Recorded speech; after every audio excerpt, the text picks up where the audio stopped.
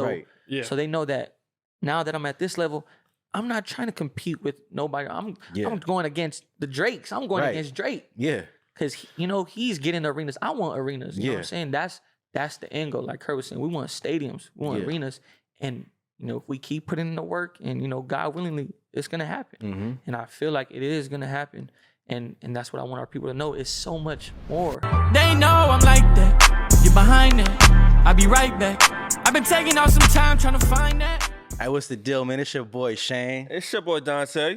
Hey, we on episode 5. Five, baby. We all win. You know what I'm saying? We are here now. We got a very, very special one coming for y'all right now. What? How so? Hey man, we got two special guests in the building right now. You know what I'm saying? Bro, hold on. Who you talking about?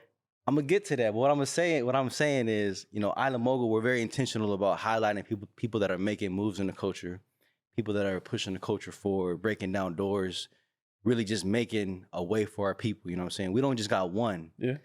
But we got two. We do. We got two in the building. We do? We got two in the building. Okay. I don't think it's ever been done before. It's the first time on Island Mogul we all win. We got two. We got two people on here that's really making moves for the culture, you know what I'm saying? And we're very blessed to be able to sit down with these two individuals. So I ain't gonna hold you, know what I'm saying? We got my boy Curt and we got Cuuhraig in the building, you know what I'm saying? Clap it up, my niggas in the building. You know what it is. Yeah, man. Thank y'all for pulling up on us on the We All Win episode 5, man. How y'all feeling? Appreciate y'all, man. We feeling good, man. Good, bro. Sir. Hey, before we even get further into this shit, I know my boy Cuuhraig just celebrated a birthday recently, right? So, you know what I'm saying? It's only right that we take a birthday shot. You know what I'm saying? How do you feel about that? Birthday shot. We got to take a birthday shot. Yeah. Let's do it. We got y'all got a bottle. We got a bottle right here. We got to take go ahead. birthday shot. Open it up, man. Do your thing. Cuuhraig was like, damn, we just took like 3 shots before we started this. This is the one that actually matters. This is a birthday shot right here. You know Shout out to the This one that count right here. Yeah, this is the money shot right here. I'm going to take my shot out here. Cuuhraig, yep. Like I said, though, man, appreciate y'all for pulling up on us, man. This has been a very highly anticipated episode. People have been blowing us up like, y'all gotta get bro on here. Yep. You know what I'm saying? But what they didn't realize is y'all a 2-man team. You know what I'm saying? Like you said in many of your songs, you know, when you see Cuuhraig, you see Curt. You know what I'm saying? And I kind of wanted to give you the privilege of like introducing your bro to those that don't know, you know what I'm saying, and what he means to y'all partnership. You know what I'm saying? And, yeah, so for you know, those who don't know, this is my older brother Curt. You know, he's my day-to-day. He's with me every day. But, you know, honestly, like I said the other day, man, I'm nothing without him. So, you know, he always plays the background, but, you know, I said it before and I'll say it again, he's the real star. You know what I'm saying? There's no me without him, and I say it in the song, like, when you see Cuuhraig, you see Curt, because it's true. Thanks. Everywhere I'm at, he's there, whether you see him or not. He probably in the cut, but you know what I'm saying, making sure I'm good at all times. But, you know, it's a lot to be thankful for him, but, you know, I can only say so much. It just got, you know, it's just something I feel, and that, you know, you just got to be there to understand it. So, you know, this my older brother, this the real star. I'm just the face of it. That's it. You know what I'm saying? So yeah. That's love, man. That's love right there. That is love, bro. You know what I'm saying? We'll get a chance to get to know Curt a little bit throughout this episode, but it's evident in just the way you describe your relationship that it's literally a 2-man team. You know what I'm saying? Yep. And just because you may not see one in the public eye, he's there. You know what I'm saying? And been there from the jump, type of thing. So salute to y'all, man. Everything y'all got going on. Me being someone that's been tapped in with y'all, what y'all got going on from the early stages, man. I know how much of an impact he has in your life, and vice versa. You know what I'm saying? So salute to y'all. We're gonna dive in, but before we even get further into this shit, man. I'm pretty sure you guys seen the podcast. I'm gonna start off with some light questions. You know what I'm saying? Just kind of lighten the mood up. We got some for both of y'all too, though. Yeah, so. both of y'all. You know what I'm saying? So I'm gonna go ahead. I'm gonna ask. I'm gonna name you, and I'm gonna name you, and then we're gonna go from there. So let me hit the timer on that. You got that? All right, 3, 2, 1, go. All right, Cuuhraig. If you had to take a road trip and could only listen to one album, what would it be? And it can't be yours. It can't be yours. He about to say something. Yeah, he about to sound like shit. 7 Summers. Yeah. Hey, shout out to Summer Summers, but can't be yours. If not yours. If I had to listen to one album, man, it would probably be Drake, man. Drake? Yeah. I can't think off the top right now, but Drake would be Drake somebody would be who I the vibe listen for the road to trip. as of right now. For sure. You know what I'm saying? All right, Curt. What's your favorite hood movie?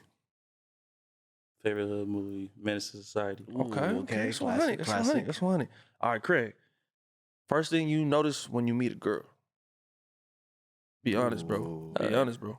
Teeth or shoes? Ooh, hey, that's a good one, bro. You got bad teeth. Get your teeth fixed, girl. Go to the dentist, please.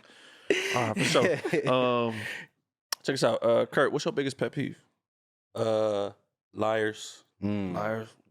That's 100. That's 100. Craig, what's your favorite song to perform on stage? Brown skin. Okay. Yeah. Hey, that's a banger. Yeah. That's a banger, bro. That's a banger. We're gonna touch on that one. We will. We're gonna touch on that one. Yeah.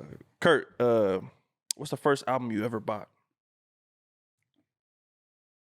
50 Cent, Get Rich or Die Trying. That's a popular one, bro. That's a popular one, Because bro. it's like one of those things where you can go back because you don't buy albums no more. You know what I'm saying? When we go back, it's like 50 Cent. A lot of That's niggas 100. bought that album. I bought that album. I too. bought the album. Okay, for sure. All right, Craig. Somebody comes to your city. Where you taking them to eat? We're going to Louisburg's, man. Rosecrans and Bullets. Okay. Okay. All right, Craig. Name something overrated. And something overrated? Yeah, you can be anything, bro. It's for Craig. Yeah, it's for Craig. Okay. It's for Craig. Again, You know what you got. damn. Overrated. Bro, I'm sorry. I can't even think of that one right now. That's a You good sure? one, man. What's overrated? Whataburger. Oh, okay. I ain't gonna lie. I agree with you. I'm sorry for those in Texas, man. Yeah, I I'm sorry didn't for say those that, Texans. man. I'm sorry, man. I'm sorry for But those it Texans. ain't, you know, It's not. it didn't satisfy me how I thought it would be. You know what man. I'm saying? Douglas never Burger had is it- better I never than had it freaking before. Whataburger. You know what I'm Come on. saying? You know, that's 100. I never had it Okay. before. All right, Craig, man. What's your favorite athlete? Favorite Who's athlete? your favorite athlete? I'm Kobe sorry. Bryant. Kobe Kobe, Bryant. the Shout out to Bean, Kobe, man. Mamba. The king, man. All right. Hey, man, I guess my last question, man, I guess. Skill to 1 to 10. How good are you at basketball, Curt? 10. 10. Okay. So- Before we end this one, why? I'm just athletic. I do anything. Me and him. Yeah. We play any sport. Like we 10, just That's athletic. 100. Yeah, like we I got shut videos gyms to down, back all it type up. of stuff. Okay. Come on. I've been seeing some People videos. know if they ever played with us. Hey, they know- whoever we play with, you watching this, you know the truth. They know when Craig and all I Curt walk in gotta that say. gym, man. That's It's 100, man. business, man. How long y'all been playing sports, man, if you don't mind me asking? Forever, bro. Forever? Young, Yeah. bro.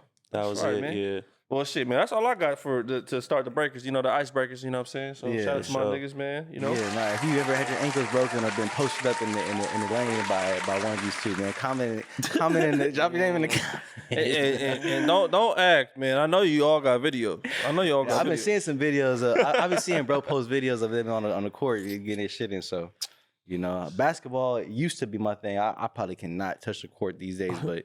I'm saying we have to get like a 40 versus Island Mogul, that thing going on. You know what I'm saying? Shout out, hey, go ahead and comment that right there, man. Y'all want want to see that, man? You Let want us to see know, that? man. You let us 40 know. NT versus Island Mogul. Let's do it. Yeah. sure. Let's do it. Yeah, for sure, man. But like I said, man, it's a lot of love for y'all pulling up, man. This has been a very, very anticipated episode. Thank you, guys. We know that y'all are fresh off tour, man, coming from New Zealand, Australia, man.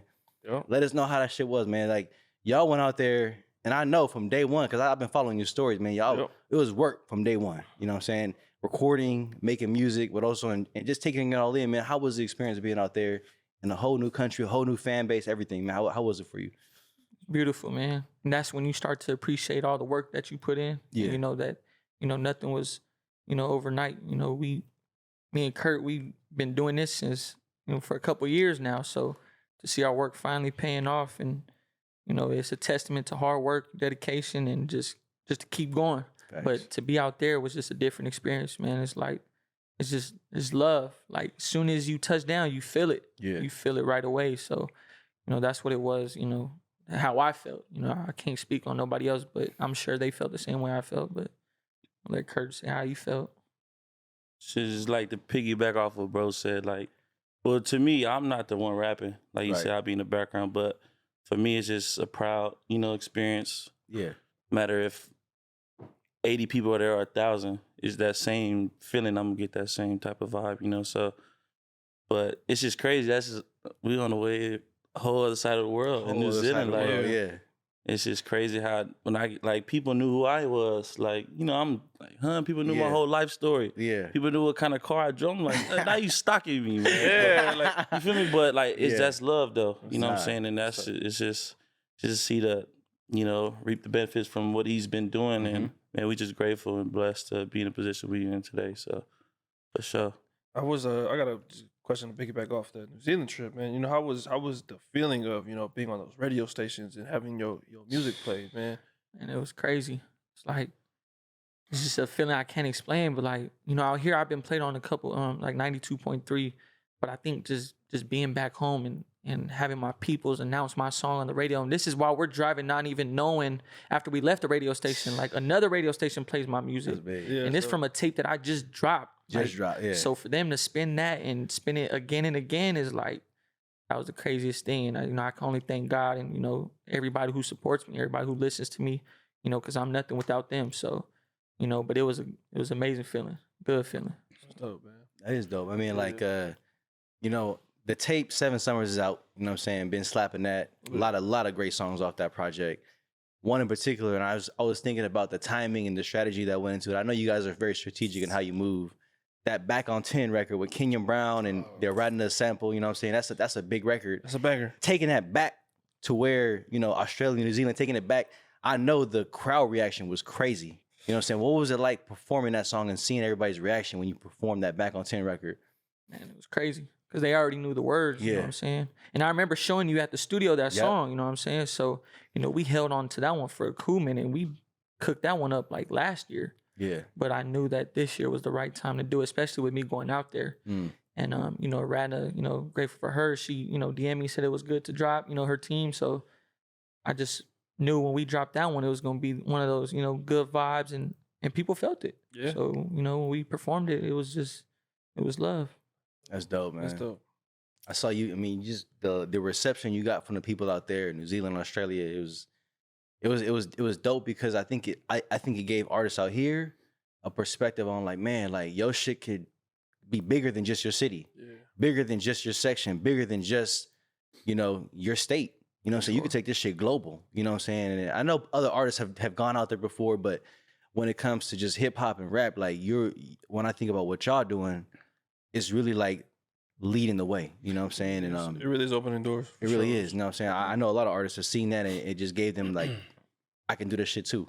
You know what I'm saying? And I know following you and a lot of interviews, you talk about, you know, you recognize the hard work you put in, but you also know that, man, like, I can do this shit too. You know what I'm saying? That's something you preach a lot about, you know what I'm saying? That wherever you are in your journey, if you just started making music or you've been making music for a while, like you can do this shit too. And for you, I wanted to kind of double back on like when you first started making music. Well, first off, before I even get into that, like giving a little bit of background where y'all from, like in terms of your city and your section and all that stuff. Like I know Compton, that's where you're from, right? So what was it like growing up in your city? Well, man, to be honest, it's just like every other city. You know, it's just wherever you grow up at, you know where to go, you know where not to go. It's just being at the right place at the right time. And that's for everywhere, not just Compton. You know, it's just, but us growing up, we had good parents and, you know, great, you know, people that led by example. You know, some of them fell short, but they still always told us, hey, don't go over here. Yep. You know what I'm saying? Sometimes, you know, you may touch the fire here and there, but at the end of the day, we had so many good role models, especially in my family. Well, my dad's family. We from Compton. My mom's family, they from Long Beach. Okay. So we kind of got the best of both worlds in that aspect. But yeah, like I was saying, it's like anywhere. You know what I'm saying? It's all how you move, how you know what I'm saying, present yourself. And but don't get me wrong, you go out there looking for it, you're going to get it. Facts. Yeah. Anywhere around here. But, you know, if you know how to move around, maneuver around, and, you know what I'm saying, mind your business, then you good. But how we was raised, man, I can't just, you know, describe it enough. Like, family is, you know what I'm saying, big part of the reason how we move today. Facts. Move smart, you know, so, for sure. Yeah. Like to piggyback off what he said is, you know, it's really how you move. You know, whatever environment you come from, you know, you learn how to adapt and you learn how to just, like I said, if you go looking for trouble, you're going to find trouble. Facts. You know what I'm saying? But if you know how to stay out the way, but, you know, I just think the way we grew up, like I said, we just had good parents, good family, you know, a loving family who cared for us and gave us, you know, good advice, some advice we probably didn't take, you know, but, you know, I think overall we were just really molded to be, you know, we had great examples ahead of us. So, you know, me and Curt just took that in and just, you know, we always, like I said before, you know, we always learn to just be our own man. Like, you know, don't follow what everybody else is doing. You know, be you. And you know, that's all I can say. It's like just be yourself. Yeah. I mean, when you so a lot of what I'm hearing is, you know, family is an important part of your lives, both of you. You know, and just, you know, I grew up in Long Beach, you grew up in San Diego. Yes, sir. You know what I'm saying? And just walking outside of your door is so many different routes you can take. You know what I'm saying? Being a little bit older, you could look back at some of the kids you hung out as, you know, some of the people you hung out with as kids, and you could be like, damn, like, I went this way and bro went that way. You know what I'm saying? And there's so many different routes that people took in life. For you guys, you know what I'm saying? What was that kind of kept you grounded and staying on the right path? Because I know there's a lot of people that ain't here with us, or they doing football numbers, you know what I'm saying? It's a lot of, you know, people going left field with their lives. You know what I'm saying? What kind of kept you guys grounded and on the right path and you know, just focus on what you're doing now? Well, like you said, like some of our friends ain't here no more on this earth. So, you know, that right there should already, you know, just let you know that, you know, you're trying to stay on the right track. And, you know, just seeing a lot of our friends either get locked up or, you know, because, you know, people who stay in the streets, you know, there's only two things that you could get is, you know, life or you're going to be locked up. You know what I'm saying? So, I mean, death or, you know, you're going to be locked up. But, you know, it's just seeing that just wants you to keep you away and just know that you want to do right in life. And, you know, once you figure that out, you be good. So when you were at what age did you figure like music was your lane? Because I saw, you know, the music video you dropped, I think about a year and a half ago, Brother's Keeper, right? Where you reference your relationship to your brother. There's a clip at the very beginning of you rapping at like 6, 7. How old were you when that? A lot of us have seen that one. You rapping like 6, 7. You was spitting bars and shit. You know what I'm saying? My nigga was going off, and it obviously seemed like when you were young, you had the gift of music. But when did you really say like, you know what, music is I'm gonna lock in on, I'm gonna go hard on that? Just like after I stopped playing ball, probably like right after my freshman year of college. But I think just through time, you know, people, even my aunties and uncles said you always had that star in you. Like we could just tell. Like even I was in after school program, I did talent shows, and you know I was doing it by myself while everybody else was in groups, and I would win those talent shows. So we gotta find the videos, bro. I got them, and it's like I used to do Kanye West. Kanye West. I used to do Kanye West, Mims, This Why I'm High. I used to lip sync all these songs, and I used to win talent shows. Damn. And it's just like the way I moved the crowd, and I was by myself. Everybody else was in groups. Yeah. And my auntie always told me, like, you got it in you. You're gonna be a star. Yeah. And then she always told me that every year for my birthday, she always said, I told you you're a star. And I believed it. And, you know, I'm starting to really, really believe it. I'm a star. And I got to treat myself as such because, you know, like within like probably a year or two ago, you know, sometimes doubt kicks in with everybody. You know, you doubt yourself and what, you know, what you're doing. Like, man, is this going to work? Is what I'm doing, you know, is it going to work out for me? But, you know, once you start to believe in yourself, you start seeing the things that's happening. You know what I'm saying? Once I started to believe in myself and know that, you know, man, maybe I am a star. You know what? I am a star. Now I'm overseas on tour. Now I'm doing this. Now I'm doing that. Like, and you start to really believe it. So, you know, it started. So, you know, to your question, when did I know music was it? It was throughout my whole life. It's just I didn't know until probably like 2-3 years ago. This was, you know, for me. Yeah. But I just kept grinding without really knowing. I just kept going. We just kept going to studio sessions, regardless if we seen the light at the end of the tunnel. I just knew something was gonna hit, and I feel like it hasn't even hit yet.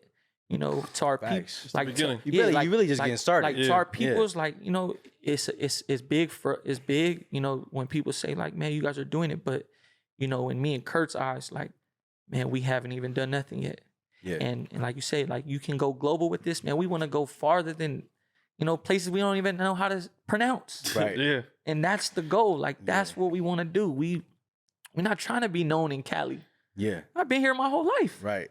I want to go, man, somewhere else. Dubai. Yeah. Bro, Dubai, you know, yeah. Like, no, real shit, bro. Real like, shit. and that should be everybody's goal. Is you don't have to be the hometown hero, like because all you're gonna be known is your hometown. Facts. So once you start to really realize and figure it out, like, okay, I can be a star everywhere else, then that's, like I said, that's when I knew that this was for me. That's important, man.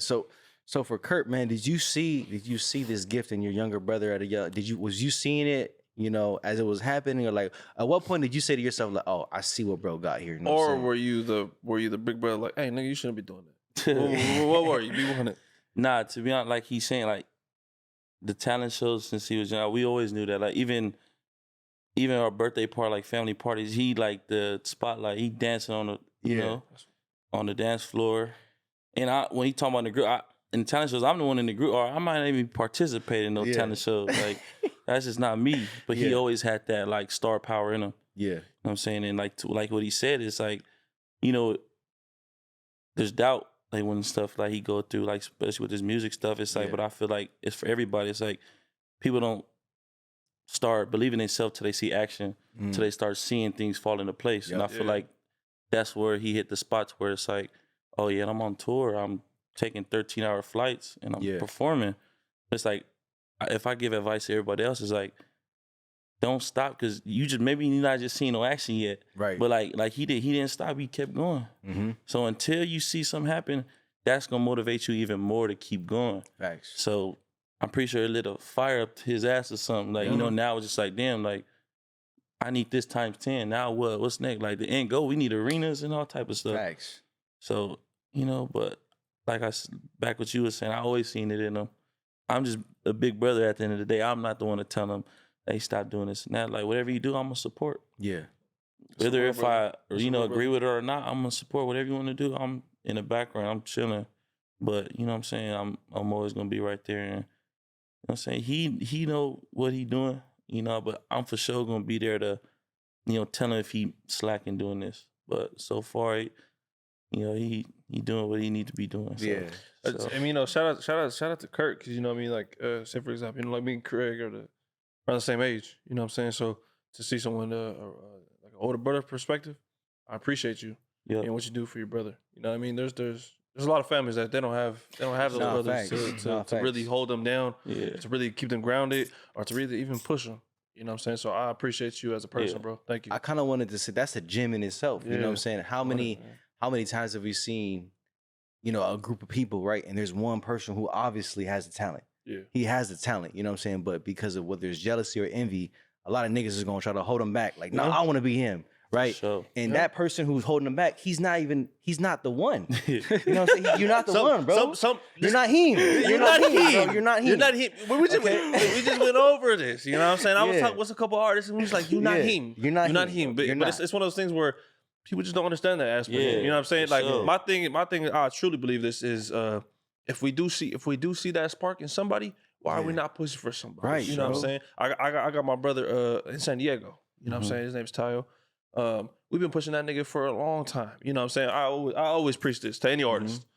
Man, if you got somebody around you in your circle that's not pushing you for what you got going on, they're not meant to be there. You know what I'm saying? That's one. They're not meant to be. Get them out of there. Get them out of there. You know what I'm saying? So, and you had said in an interview recently that, you know, when you first started making music, you know, out of your group of friends, all your group of friends kind of concluded like, yeah, you know, Cuuhraig is the one that has it, so we're gonna get behind him. He has the best shot. You know what I'm saying? And you know, so many times, like I've referenced before, every nigga want to be the one. They want to be the nigga in the spotlight. You know what I'm saying? And they basically willing to slow the whole process down so they can get a shot. Where it's like, bro, if you see he's obviously the one, get behind him, because your win is gonna be a win for the whole culture, for your family, everybody. You know what I'm saying? So, like, that's a gym in itself, and you guys are practicing that. You know what I'm saying? Curt saying that he's seen it as a young kid. You know what I'm saying? And that's something he got behind. So I love to see that shit. No, I really do. I feel like it's something in our community that don't get duplicated too many times. Yeah. You know what I'm saying? You know, we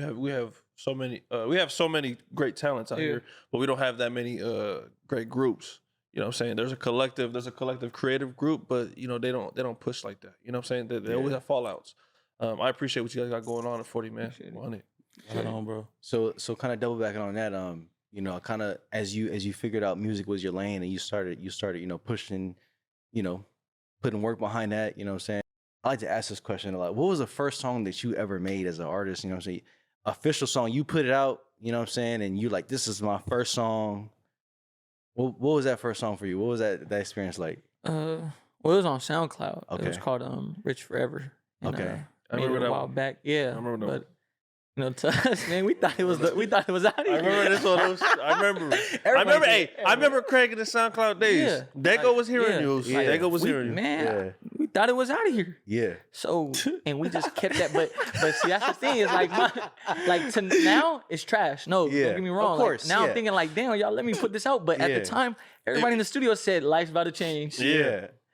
And, So- you know, But it's one of those things where this is where the starting point is, and we're gonna get it. You gotta know what start I'm saying? somewhere, So man. It's cool. We looking back now like, damn, nigga, I probably should have never dropped that. But But at if the same you- time, if you it didn't was the have that- pinnacle. If you didn't have that confidence, you would have never got to where you are now. exactly. So everything you put out is supposed to feel like a hit. You know what I'm saying? then why put it out? Yeah, You know exactly. what I'm saying? So we put it out. We thinking like, hey, y'all, life's about to change for everybody, man. Yeah. My boy's still working at the same job, man.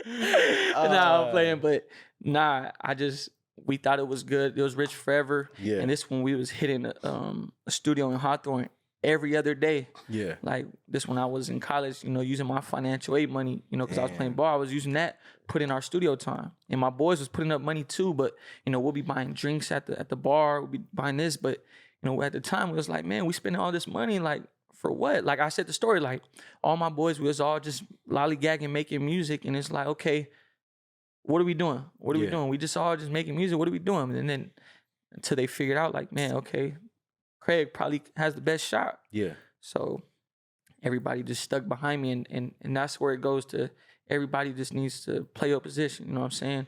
Because you could all be a star at your own position. Right. You know what I'm saying? There's always the sixth man. There's always, you know, role players. Facts. You know, once you learn that, that's what forms a team.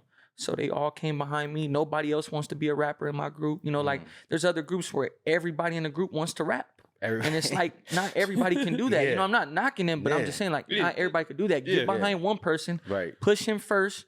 And then if the next person up can rap, then push him next. Facts. Yeah. But everybody just needs to play their role. Yeah. And like I said, Curtis plays the background. You know what I'm saying? He's right there with me every day. So, and you don't care if nobody knows or not. Yeah. But you see, when he does stuff like that, people just notice organically. Like they just start to notice. So, you know, when we went out there, they was like, that's Curt, dog. And he don't even rap. Yeah. You know what I'm saying? So that's what I mean by just everybody needs to play their position, man. That's one of those things where you will never understand until it happens. You know what I'm saying? Like we could always talk about this, we could preach it, right? But niggas not understand that. You know what I mean? It's what changes the tide. So it changes. It's what makes the wave. You know what I'm saying? I think that's one of those things where we gotta really talk about it in depth. But going back to, you know, just how we started our shit, you know what I'm saying? Every nigga can't be a rapper. You know what I'm saying? Somebody has to be media. Somebody has to shoot videos. Somebody has to, you know, be a promoter. Somebody has to be there's so many lanes in music, right? Yeah. Being a rapper is not the only lane in music. You know what I'm saying? So for us, it was like, well, we got a lot of talent. We got rappers. Who's going to tell the story? You know what I'm saying? So my encouragement to anybody who's probably in this space of music, you know, don't see rap as the only avenue for you. You know what I'm saying? There's so many ways to get bread in this shit. You know, rap isn't the only way. If you're talented in rap, that's great. But you know, if you're on that same team and rapping isn't your strength, you know, find another lane. It's one of those things where the industry is so damn big, we shouldn't be so confided to think. I understand what the society tells us, right? You know what I'm saying? Okay, cool. I could be a rapper. All right, cool. But guess what? I suck at writing. You know what I'm saying? But I'm a performer. Yeah. You know what I'm saying? Yeah. I probably shouldn't be out here. I'll probably be a good A&R. Okay, cool. I can't write, but I make the dopest fucking beats. I can't be a producer. Yeah. You know what I'm saying? There's so many different lanes and avenues you can go down, but people don't understand that. The industry is so much more bigger. The big thing we all want to push for is to find our dreams and to make money off of it. Yeah. You know what I'm saying? Yeah, we all want to make a living off of this. We want to live this way. We don't want to work the 9 to 5 no more. We want to do this. Right. And I think that people just don't understand that there's so many different routes that you can go down. You know what I mean? So fast forwarding, after you dropped, you know, the Rich Forever song, what was the song that you dropped after that was like, all right, now we're getting some traction. Now we're getting the ball rolling. You know what I'm saying? What song followed after that? Well, I dropped a tape after that. I had dropped a tape. It was called The Switch Up. I had took it off of everything, but yeah, I dropped The Switch Up.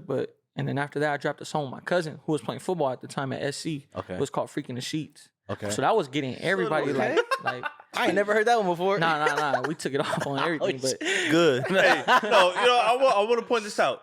Craig has taken a lot of motherfucking shit off the motherfucking internet. I know, yeah, bro. Like, and it was just like somebody find Freaking the Sheets for us, please. But it was just like moving forward. Moving forward. You know, moving forward from that. Yeah. You know, we was just mess around, but people started messing with that tape that I had out, and I was like, what the hell? Like, because I didn't expect that, you know? I knew, you know, my music was okay, it was decent, but I didn't think people were going to be listening to it, and that's when, you know, you could start posting people on your stories and stuff. So they started, so once I started getting mentioned, I had like 6 mentions. I'm like, damn, I'm about to blow up. Like 6 mentions was a lot to me. Nah, facts, So, you know, when I dropped that tape, we just moving, and I started seeing the way people was, you know, reacting towards my music.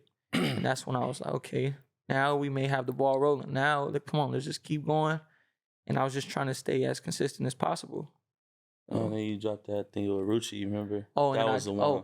That was the one that. I didn't know about that. I didn't know about that. That's a well-known. So this story, me and Rucci was going to the same studio at the time. Like in Hawthorne, right? In Hawthorne, Red Room Studios. So we'd always be. Oh yeah, Red Room. Yeah. So we'd always be at the studio at the same time. And this is a crazy story. There was one time where it was me, Kurt, my cousin Rex, Chan, and my cousin Masi. It was us 5. We was coming to our studio session. But Rucci, he likes to party. Like, he loves to party. You know, I'm not sure about now, but at the time, you know, he always used to bring all his boys. So at the time, was it his hood day over there or not? It was like 100 He had brought his whole hood to the studio. They was like 100 deep at the studio.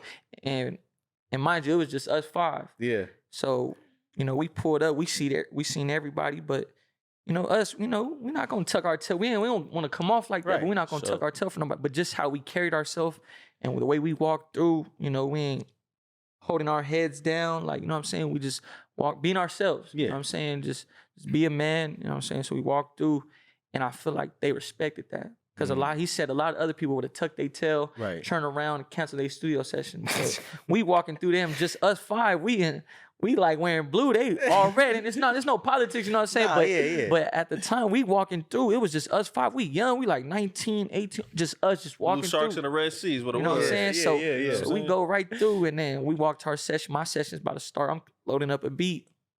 Next thing you know, the manager of the studio comes, he's like, Craig, I was like, what's up? His name's Scott. I was, what's up, Scott? He was like, shit, Rucci wanna holler at you. So I was like, I'm gonna come out. He's like, nah, Rucci gonna come in. Yeah. So Rucci comes in, and he's like, y'all some more? He's like, yeah. He was like, I like y'all. The way y'all carry yourself, man. Y'all could have easily just walked away. You know, we wasn't gonna bang on y'all, but just how we was all out there thick. Y'all ain't tuck y'all tails. You know, y'all still came, and y'all came to handle business. Y'all came to record. Y'all came to do music. He could tell that our vibe wasn't off. We was focused. Like, don't matter who's there. You know what I'm saying? Yeah. So he just, that's when he was like, you know what, bro? I respect you. And I've been hearing a lot of your stuff from the other room. You know what I'm saying?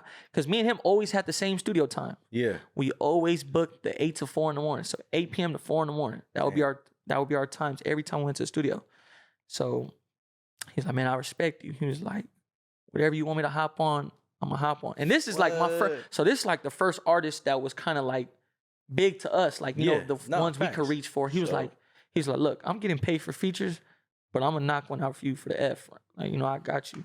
So he heard I had a song called G Code. I had knocked it out, a couple days before. And I was like, well, I remember that one. I was like, well, I got an open verse. He was like, yeah. So I loaded up for me. He knocked it out right there. And we just kept that relationship. And he just told us, like, y'all move with so much, you know, just authority, but y'all don't put it out there. Y'all just, you know, move like real men. Y'all solid. And he respected that. And he said, like, he really fucked with the music. And it was tight for us being, you know, Polynesian for like the blacks and like the Mexicans to start tapping in with us, because it's like we thought only our culture would fuck with it. Yeah. But, you know, to see other people's reactions and for them to hop on. And that's when I ended up dropping the song. And then next, you know, people start really fucking with me. So now we got the ball rolling again, you know what I'm saying? And we just kept going from there. Damn. I just said that I never knew about that. But I do remember the G Code song. You know what I'm saying? So it flooded my memory just now. Is it off the internet? It's taken on? No, it's still up there. It's on SoundCloud right now, right? It's on SoundCloud right now, bro. So if you want to tap it on that one, it's on SoundCloud. I remember that shit. So it's super dope to hear that that was one of the songs that kind of kept the ball rolling. Yeah. You know what I'm saying? Because I'm a true believer in, like, nigga, don't ever stop. You know what I'm saying? There's no reason to ever stop. You know what I'm saying? Until you die. I believe it. I believe, man, you should keep on hitting that motherfucking wall until you die. You know what I mean? So I appreciate you just keep on the ball rolling, because we sitting here today, we talking about 7 summers. You know what I'm saying? So that's big. That's the pinnacle stuff, right? That's a pillar right there. No, facts. I kind of want to fast forward a little bit to Brown Skin, which we referenced a little bit earlier in the show is, you know, that I feel like, you know, if you can make a playlist of like hood classics in our culture, you know what I'm saying? You got to add Brown Skin on there. You know what I'm saying? It's a song that, the original song itself is a hood classic. Shout out to Nate Dogg, rest in peace. Rest in peace, Nate Dogg. But you came behind and sampled that song. Well, you know, Young Concrete did, and y'all came together, linked, and made a fucking beautiful track. You know what I'm saying? Did your thing on that. And to me, you know, you're familiar with Craig's earlier catalog, but to me, that was the first song that I heard. Even the video, you was throwing the money in the backyard and shit. You know what I'm saying? What did that song do for your career, and how did it kind of open your eyes as an artist? Because I feel like it gave you a lot of traction. It did. Yeah. You know, it opened a lot of people's eyes, actually. You know, I think once we cooked the song up, because, you know, DJ, Young Concrete, and Big Dave pulled up on us at the studio, and, you know, those was one of the beats they played. And I was like, nah, we got to do that one. Yeah. And I just remember, because I don't write my music. I just go in and punch in, freestyle. And I, you know, right when I said that first line, doing a dash up in the front, I just looked out the window, but I could see people like, so I knew after that first line, okay, we got something. I cooked up the song. And when we came out, we played it like 10, 20 times. And Big Dave looked at him like, nah, you got one. Yeah. So I knew. I was like, okay. Then he posted a little snippet. That video y'all posted, he posted on his Instagram. Yeah. That was the day of his birthday. He posted it. And I just remember a lot of people tagging me in it. And a lot of people started sharing it. And this is before the song dropped. This is before the song dropped. Okay. And I just remember seeing drop it. So every time I went live on my Instagram, they were like, play Brown Skin. Yeah. I'm like, damn, y'all don't hear my other music? I got other songs that I want to show y'all. Yeah. But it was just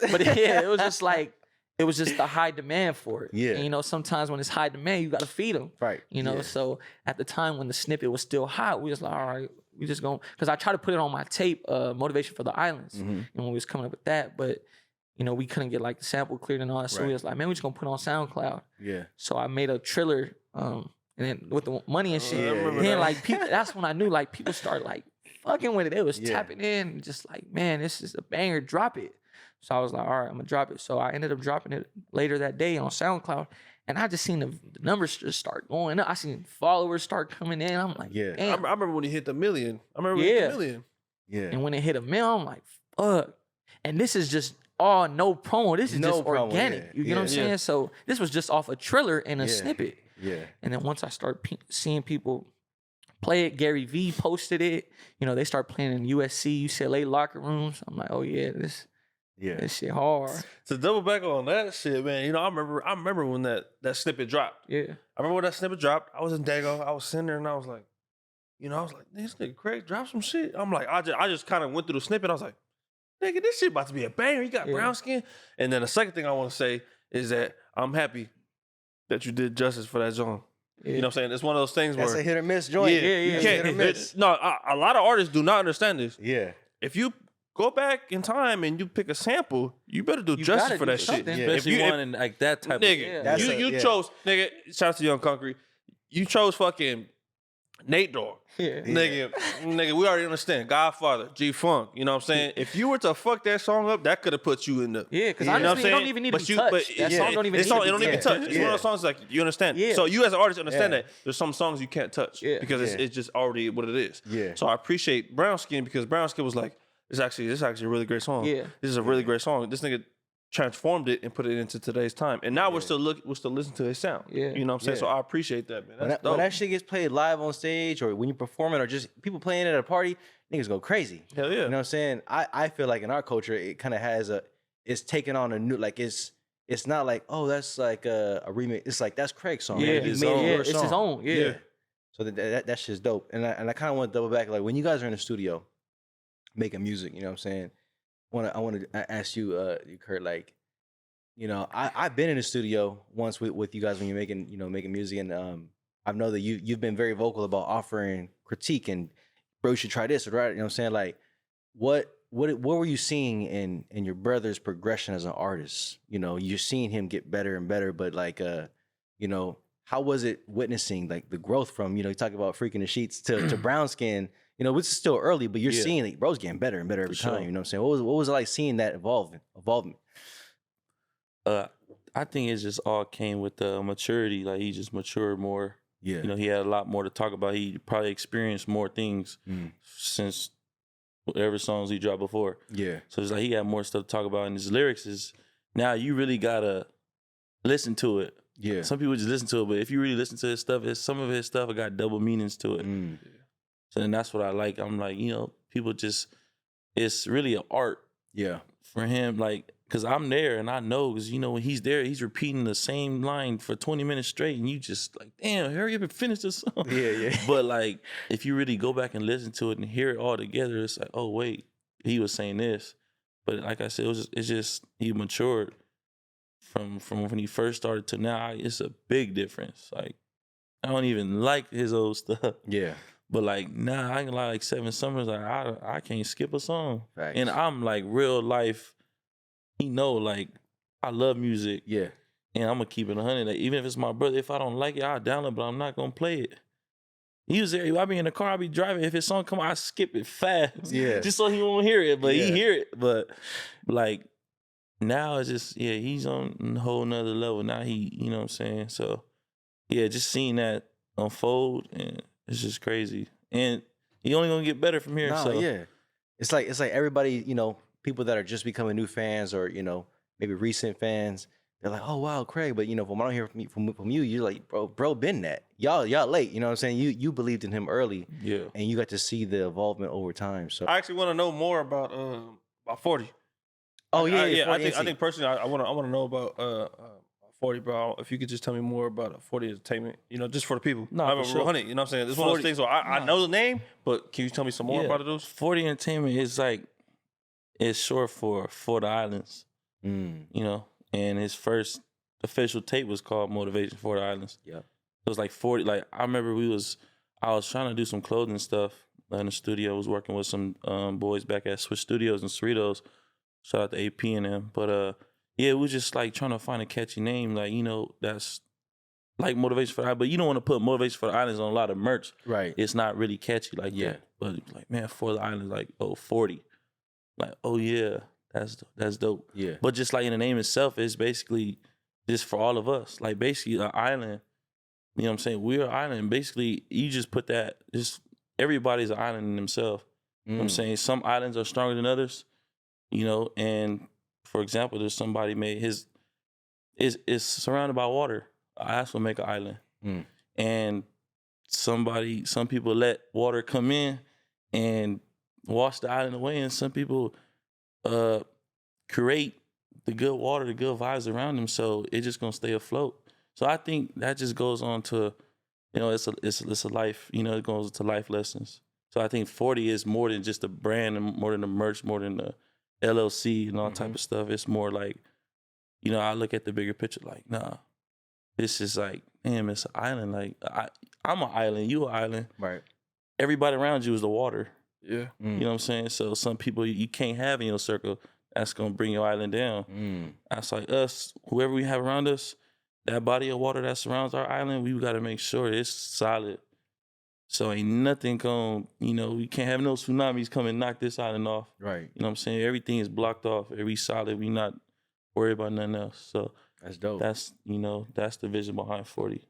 Okay. That's dope. I appreciate that because that's important because that's your current record label situation. Yeah. Prior to that, if anybody doesn't know, you were signed to Bird Vision, which is under Roddy Ricch. You know what I'm saying? And what went into, I know you guys are still close. You know what I'm saying? But what went into got love for Bird Vision, but we gonna do our own thing. Like what went into making that decision as a team? Really just understanding your worth. You know what I'm saying? Know what you're worth, but smut against them. They've done everything for me. You know what I'm saying? Taking me on. Roddy took me on tour. Yeah. As the only opener, and I take a lot of pride in that because a lot of our people can't say that. It's very big. It's very big. I went on tour at the time. He was the #1 artist in the world. This is the box. Peak. Box. This is antisocial. This is when he said, "Craig, you're going on tour with me, the only opener." So, once I really start to understand that, that's when I appreciate it more. Because at the time, I'm just thinking, damn, I'm going on tour, okay.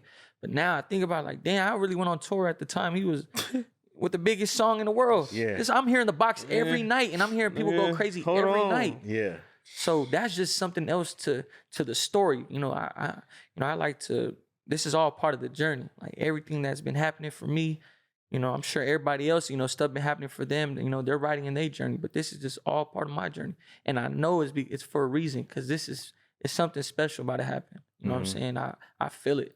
And I know because all the things that have happened to me. You know what I'm saying? With the Roddy thing, with Blast, with Russell Westbrook posting me. You know what I'm saying? Just big shit. Something special is cooking up. All this is just ingredients to, to the final mix. You know what I'm saying? So, you know, with that was big, going on tour with that. But like you said, I mean, your question, you know, what it took for me to you know, go about my own way.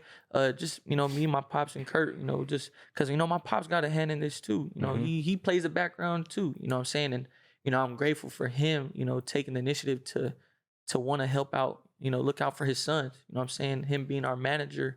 You know, what better way to have your, you know, sometimes not the, you know, people get like, okay, don't let family get in, but, you know, that's my dad. He got the best interest for me. Facts. You know what I'm saying? He wants what's best for his son. And I'm sure he wants the best for all my boys around me. So, you know, for him, you know, we booked that tour overseas. You know what I'm saying? The promoters reached out to my pops. So we, you know, we booked that, but, you know, just understanding our worth and, you know, what we wanted to do. You know what I'm saying? Knowing that we could take this bigger than probably what other people, you know, thought we could. And, you know, right now it's going pretty smooth. So, I mean, you described an experience that, like you said, no one in our culture has experienced. You know, performing in front of 20,000 people, packed out arenas. You know what I'm saying? And when you came back, right, to your home, your city, you know what I'm saying, and you had that experience to reflect back on, what did it do for you as an artist? You know what I'm saying? You've seen you was right there. What you seen it top. So when you come back down, you got a different perspective. You're like, I'm not competing with y'all. I'm competing with this. You know what I'm saying? So how has that experience kind of like change your perspective as an artist? I see farther than what our people would see farther, you know, and that's nothing against them. It's just they haven't gone there. You know what I'm saying? So I feel like if anybody was in that situation, they would see what it is. So so they know that now that I'm at this level, I'm not trying to compete with nobody. I'm going against the Drakes. I'm going against Drake. Because, you know, he's getting the arenas. I want arenas. You know what I'm saying? That's the end goal. Like Curt was saying, we want stadiums. We want arenas. And, you know, if we keep putting in the work and, you know, God willingly, it's going to happen. And I feel like it is going to happen. And that's what I want our people to know. It's so much more than these venues that we're getting with, you know, not knocking nothing. You know what I'm saying? It's just, it's bigger than this. It's a lot more that we can see. And that's what I'm on, and that's what we on. We trying to pack out the Rose Bowl. We trying to get the crypto arena, the Staples Center. Like, that's our end goal. I think it's one of those things where you don't have to downplay none of that. None of that. You know what I'm saying? It's one of those things where it don't get talked about enough. You know what I'm saying? You are that turn of the tide for us. I want to say it. I say it personally. You are the turn of the tide for us, and I appreciate what you got going on, because what you got going on is a bigger picture for the upcoming. You know what I'm saying? What you got going on, you're breaking the record. You're breaking the record. You're breaking what the ceiling was, and you're creating something different. You know what I mean? There's literally not too many people that can say in our community that says, "Hey man, I went on a world tour." You know what I'm saying? Just put that for it of itself. That's crazy. You know what I'm saying? But the things you've seen, the visuals that gave you more dreams, I feel like those are the dreams that all of us have, but we can never cultivate it. And it's easier as a human when you see someone of your culture that's doing it. So shit, I appreciate you. I'll be 100. I'll be transparent. I appreciate you, because guess what? I would not be doing this shit today if it wasn't for you. Appreciate you know that, what I'm saying? bro. I appreciate that. You're chasing that tide for my generation. So I appreciate that. I want to double back because you know, we had been in a studio session one time. I pulled up on y'all and we was talking about, you know, sometimes our people, we're known for being humble. We're known for being like, you know, downplaying our gifts. And you talked about, you know, sometimes you gotta let the world know, nigga, I'm that nigga. You know what I'm saying? I'm that guy. You know what I'm saying? Because when you put the work in and you've sacrificed a lot, you have the right to say, you know, I'm him. You know what I'm saying? And I think a lot of people in our culture, they're successful, but they downplay their success. You know, and a lot of times that's a cool trait. But every now and then you gotta let the world know, especially in rap, especially in rap and hip hop, like, nah, I'm him. Yeah. You know what I'm saying? And y'all as a team have been not saying it, but your moves have been speaking for that. You know what I'm saying? Going on War Tour. The project, you know what I'm saying, itself, like you guys are doing songs with people outside of our culture, which is dope. You know what I'm saying? One of my favorite songs off the project, 7 Summers, is Like That with Joey Fats, you know what I'm saying? And I thought, like, if you're not really in hip hop, you wouldn't understand the significance of that feature because, like, a lot of artists in our culture, they just want to do music with just poly artists, and that's cool. Yeah, that's cool. Yeah. But that's not gonna push the culture forward. Fact. You gotta reach outside. You gotta do songs with people that are outside the culture. You know what I'm saying? And Joey Fats, if you don't know, is a legend in hip hop. You know what I'm saying? And someone that you got to feature with. I kind of wanted to spend a little bit of time on that. Like, I know you guys as a collective are close with what Joey and what everything he's got going on. So like, how did that feature come about? Because that's a dope ass song. It's a feel good song, but it's a West Coast song. But like I said, it's meaningful because it's outside of our culture. Yeah. You know Let the people know about how you guys met. Yeah, how did that song come about? Man? I'm interested. I'm hella interested. You know. Yeah. So I'll let Curt explain the Joey, and then I can talk about the song. Cause he introduced me to Joey. You know what I'm saying? He was the plug. Man, Joey, man, that's big bro. Shout out to Joey Fats. Like, yeah. Look, what I'm wearing Cutthroat right now. Yeah. That's all I wear every day. Yeah. You know, whatever he need, that's big bro. But how we came about, man, we've been following each other on social media for a minute. We've been knowing, you know, mutual friends and whatnot. But yeah, so we've just been following each other, and I forgot. I think it was we was hooping one day. Me and him, I was posting. I'm like, get your brother or whatever, and put whatever on it. Yeah. He slid up. Okay. He slid up. He was like, he's like, y'all got too much money for me to be playing for free. And I started crying. That sound like him. You know, okay, cool. Yeah. I was like, man, what you saying? Then like probably a month later, he had hit me. I was like, what you want, little bro? Like link or something. Yeah. This is probably like a year or two ago. Nah, probably like last year. No, 2 years ago. And then I put up to him at the store, the Cutthroat store, before he even started, you know, handing out, selling from that spot right there in Long Beach. And since the first day I met, bro, like he told me, like, man, I fuck with your vibe, like your energy. You know what I'm saying? We got to do this before he even, well, he always knew about him being rapping, but he knew me personally first. Right. So I kind of like bridged that gap between them two. I'm like, man, all right, we be talking.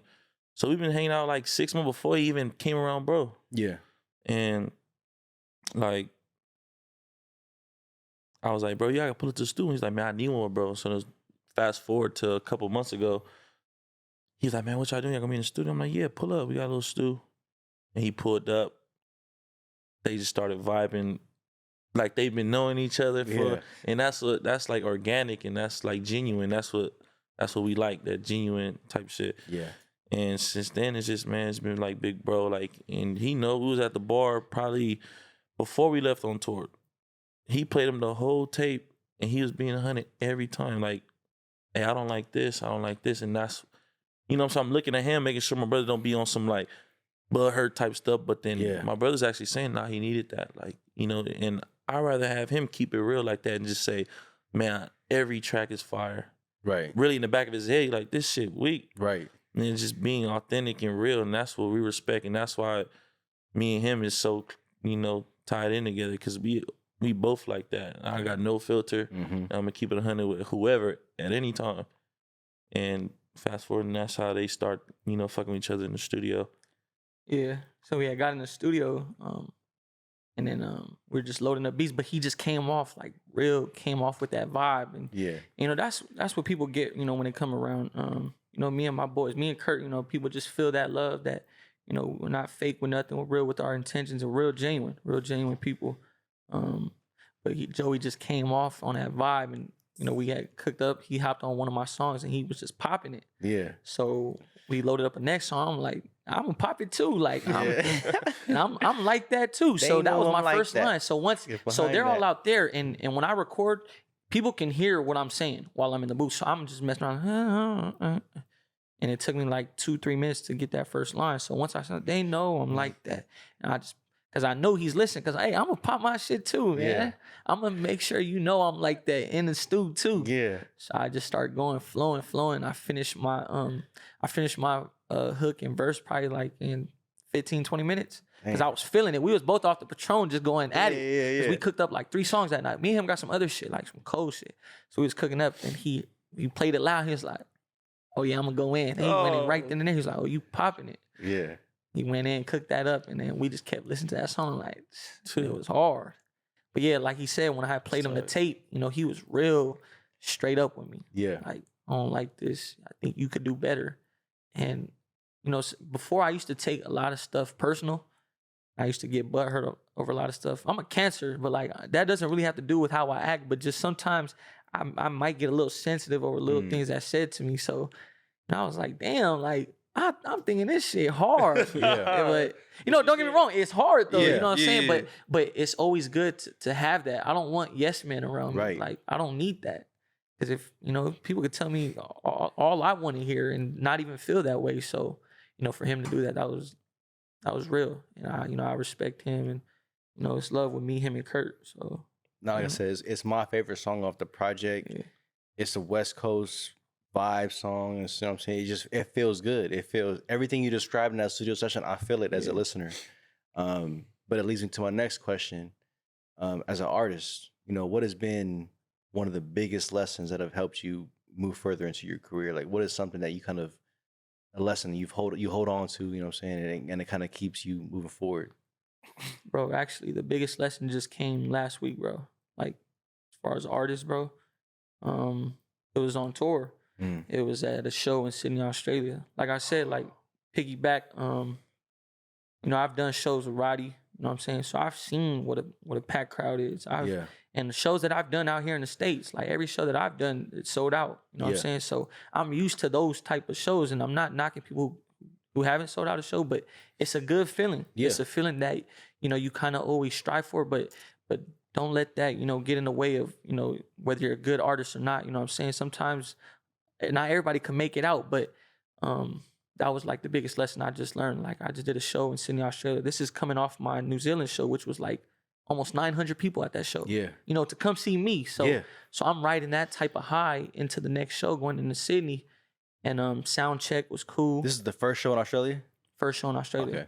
So this the first show. We going into Sydney. Me and my boys, like, sound check. We vibing because we like, we about to have another packed night. Just like every year. Like, that's how we feeling. Like, man, we about to have another packed night. So we go back. Promoters like, you guys come. I'll come get you guys at 11. We go back to our hotel. And he picks us up, and that whole car ride, I'm feeling good. Like, okay, like, I'm getting kind of nervous. So funny part is we pulling up to the venue, and you know, when you pull up to venues, there should be no parking if it's packed. Yeah. 100. Man, you can fit a bus through that parking lot.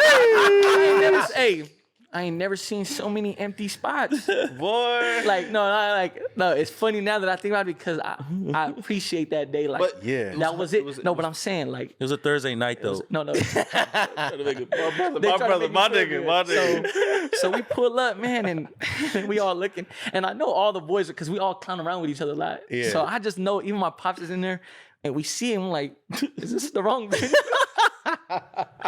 We pull up to the venue, man. It's literally like, bro, like 10 cars there. Damn. So we pull it on, like, hold on, there's something right. And we get out the car. The promoter's opening the door, and he's like, yeah, sorry, Craig. Oh, shit. You solid, bro. Look, you solid, bro. Hey, he said, like, shout out Peter Guns, but he said, yeah, sorry, Craig. I'm like, damn. And I just felt it right there. So we still have hope. I'm still walking in expecting a crowd. Yeah. But it was just kind of quiet, and I know I could just hear the DJ, and I could hear him talking. I'm like, I'm not supposed to hear the DJ talking. It's supposed to be loud in that mug. And it's like 11 p.m., so everybody's supposed to be on a good one already. They're supposed to be drunk. I got Blue Boy pulling up, the dude who did that Grateful song. So he pulled up on me, like, he coming to my show. He's like, hey, bro, I'm like 10 minutes out. We finna go up. I'm like, so he don't know either. He don't even know. What? Because he telling me at soundcheck, he's like, bro, Sydney about to pop out tonight. So I'm like, hell yeah. That's why I was amped. I'm like, hell yeah. So we pulled up, we walk in, man. I'm like, damn.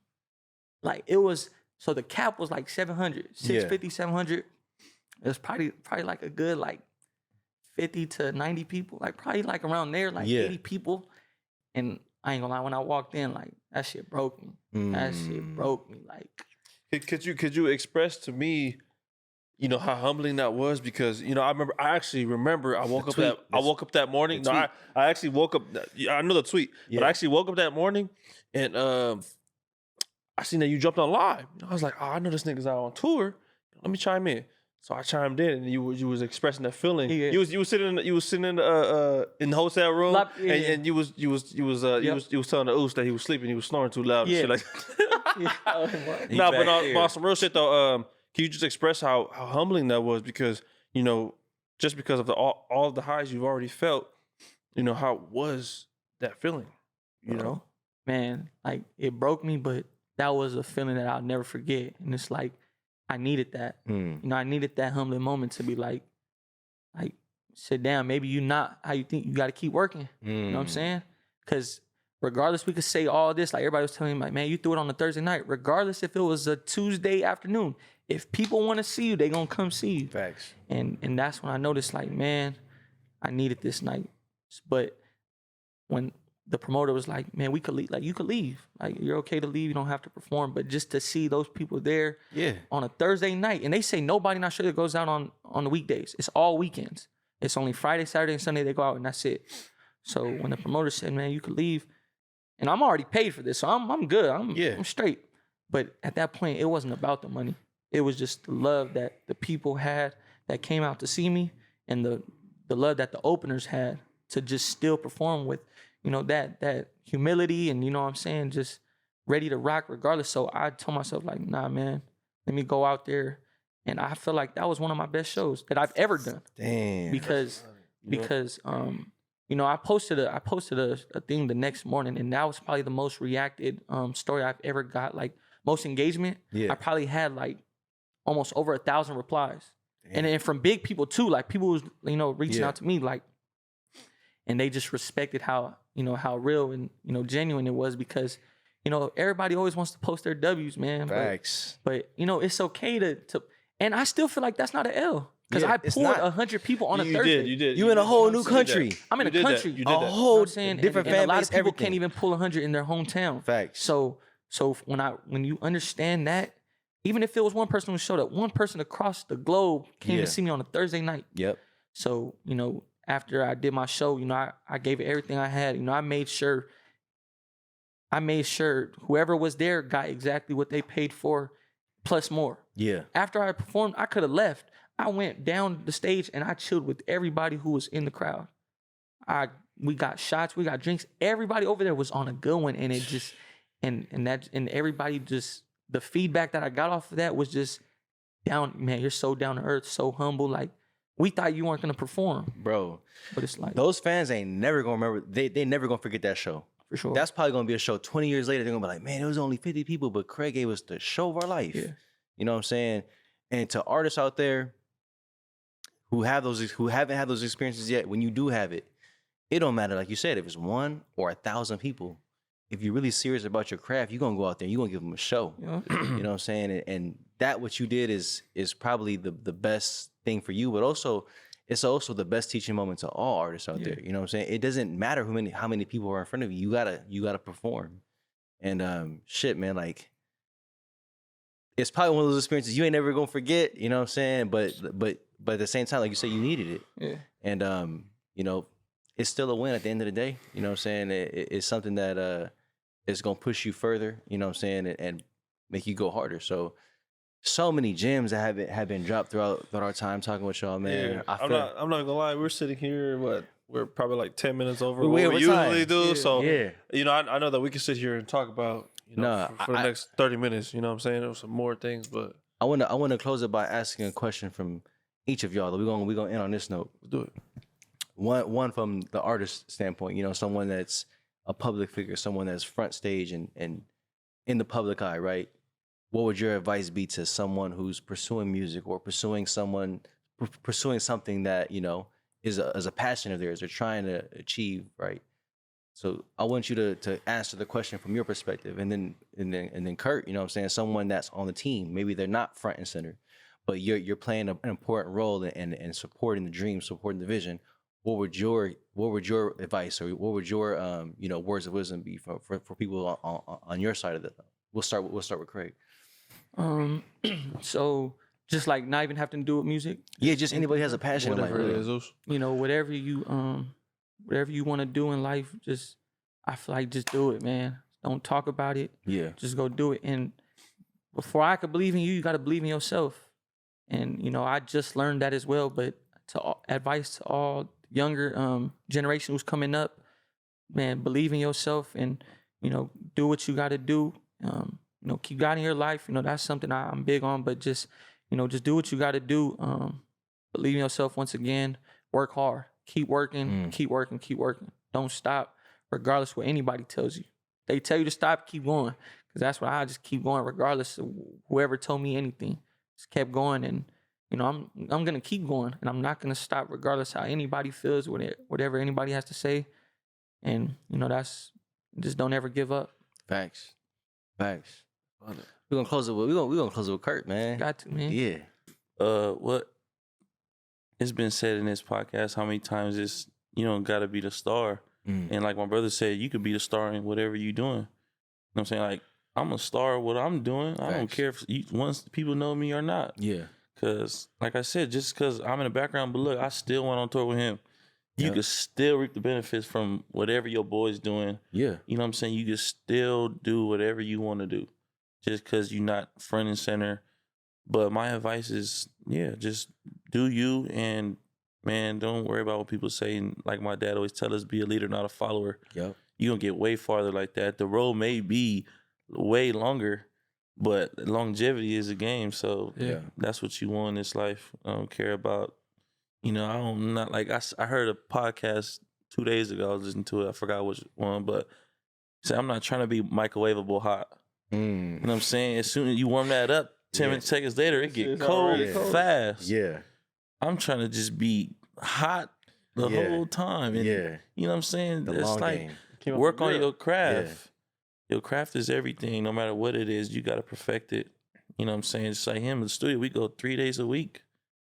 People don't know that. We go 3 days a week. And that's still probably not enough. There's people that go every day. Yeah. You know what I'm saying? So I think that's what it is. Just whatever you want to do, you got to perfect it. You know what I'm saying? It's cool to be knowing all type of things, but you want to be a jack of all trades and a master at none. But, you know, I'd rather do one thing and be, you know, an expert at it. Facts. You know what I'm saying? Then eventually things going to open up for you. But, yeah, I'll say just stay in your own lane, play your part, and it's all right to be Indian, man. You don't got to be a chief, man. Yeah. You know what I'm saying? Yeah. I'm good where I'm at. That's facts. I'm still going on tour, bro. And wherever this shit take us, man. But just enjoy the process. That's all I got to say. Hey, man, Dubai, get ready. These niggas is coming. You They coming know, to Dubai. man. You know what I'm saying? You know what it is, man. Hey. Shout out to 40. Shout out to 40 Entertainment. Shout you know out what to 40. it is, Shout out Island Mogul, man. Yeah. Time for 40 Appreciate y'all. Entertainment, baby. Shout out to Yeah. Curt and Sir. Craig, man. Y'all keep doing your thing. Keep pushing the culture forward, man. 7 Summers is out. Go stream that. Go get it. Go get it. Go Slap fight. that. Go You get know it. what I'm saying? Sirski. And anybody chasing a dream, man, keep doing your shit for the culture. Remember, we all win in this shit, man. We out of here. Sir. Sure. Island Mogul. Risky. Yeah. Hey, man.